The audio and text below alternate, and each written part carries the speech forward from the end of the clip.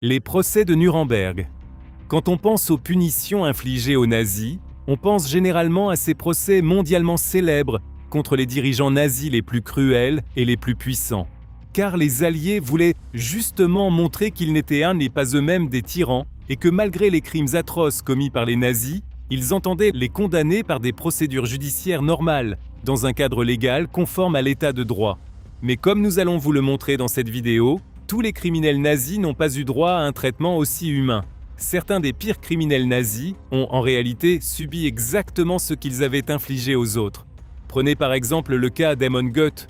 Ce commandant d'une cruauté extrême du camp de concentration de Poichhof était responsable d'innombrables meurtres brutaux, et il abattait régulièrement lui-même des prisonniers au hasard depuis le balcon de sa villa.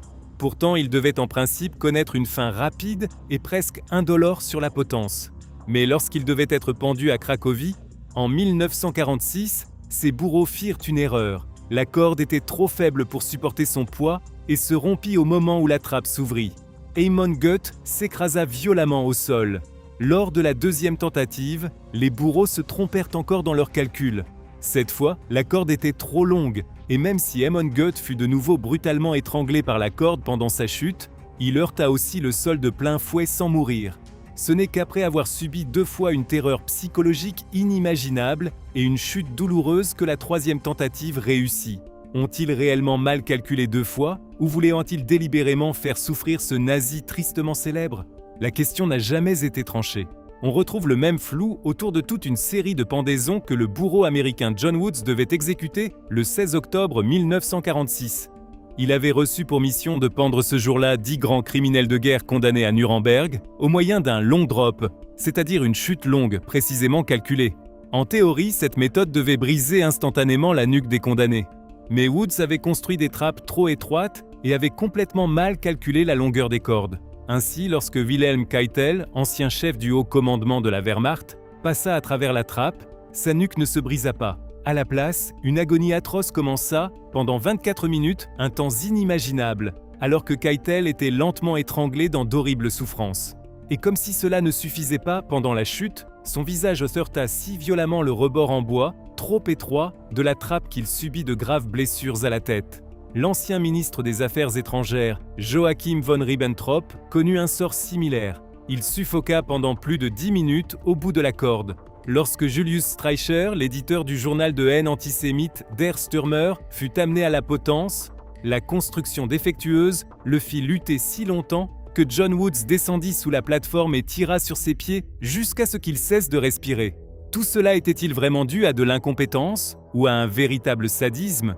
John Woods ne l'a jamais éclairci, alors que les Américains, du moins officiellement, voulaient offrir aux criminels nazis une mort rapide et indolore. D'autres nations voulaient les voir souffrir en public. Pour Karl Hermann Frank, les autorités imaginèrent donc une fin particulièrement macabre.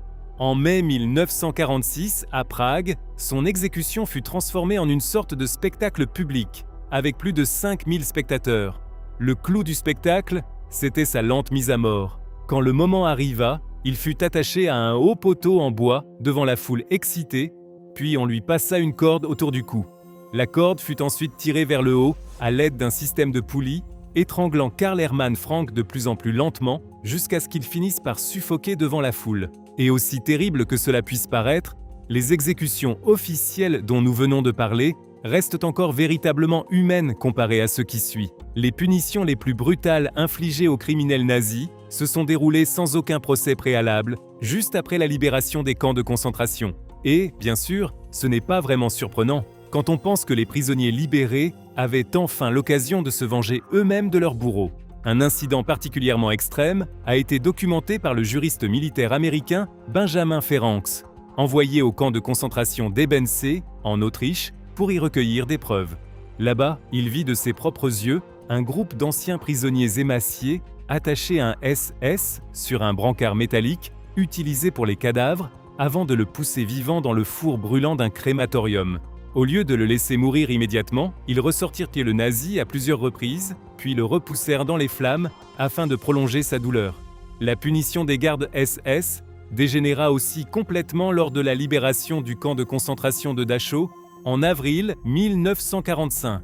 Même si les gardes s'étaient entendus aux soldats américains, l'ordre pas de prisonniers fut donné. Les soldats américains alignèrent alors les SS contre un mur et ouvrirent le feu à la mitrailleuse. En même temps, ils encouragèrent aussi les prisonniers libérés à se faire justice eux-mêmes. Selon des témoignages, les anciens détenus battirent ensuite leurs bourreaux à mort avec des pelles ou même à main nue. Tout cela était illégal, même à l'époque, au regard du droit américain, raison pour laquelle une enquête fut ensuite ouverte par le commandement militaire des États-Unis. Mais le rapport d'enquête disparut discrètement. Au final, aucun Américain, ni aucun ancien prisonnier, ne fut jamais inculpé pour ces punitions cruelles. L'une des méthodes les plus brutales utilisées par les Alliés pour punir les nazis après la Seconde Guerre mondiale consistait toutefois à contourner tout simplement le droit international grâce à des astuces bureaucratiques. Les conventions de Genève définissent normalement de manière très précise la façon dont les prisonniers de guerre doivent être traités. Mais au Danemark et en Norvège, les Alliés déclarèrent simplement les troupes allemandes restantes comme personnel ennemi capitulé. Grâce à cette manœuvre, les prisonniers se retrouvèrent privés de droits et furent forcés de déminer les plages. Des milliers de jeunes soldats allemands, souvent encore presque des enfants, ainsi que des SS, durent ramper sur le ventre dans les champs de mines sans aucun outil pour repérer les mines à tâtons. En Norvège, les nazis furent même forcés de marcher bras dessus bras dessous à travers des champs censés avoir déjà été déminés, afin de vérifier avec leur propre poids si des mines avaient été oubliées. Des centaines furent déchiquetées ou grièvement blessées au cours de ces opérations. Dans le cas de l'officier SS Joachim Peiper, il fallut même attendre 1976 pour qu'il soit puni. Mais lorsque cela arriva, ce fut d'une cruauté inimaginable. Ce haut gradé nazi avait en réalité déjà été condamné à mort en 1946, avant d'être gracié puis libéré de prison. Par la suite, il vécut discrètement en France sous une fausse identité, travaillant comme traducteur.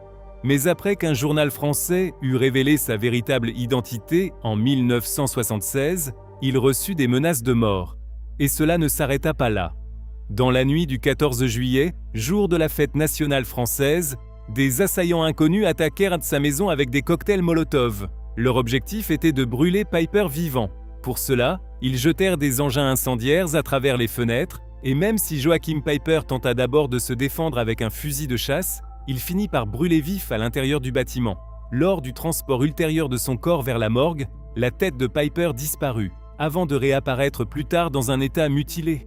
Les responsables n'ont jamais été arrêtés. Enfin, nous voulons revenir sur un fait peu connu. Après la Seconde Guerre mondiale, il n'y eut pas seulement d'innombrables nazis à être brutalement punis, mais aussi des personnes d'autres pays qui avaient collaboré avec eux. En France, la colère visa surtout les femmes françaises qui avaient eu des relations amoureuses avec les occupants allemands. Au total, environ 20 000 femmes furent traînées hors de leurs appartements et tondues en public, sur les places. Mais la véritable torture ne commençait qu'ensuite.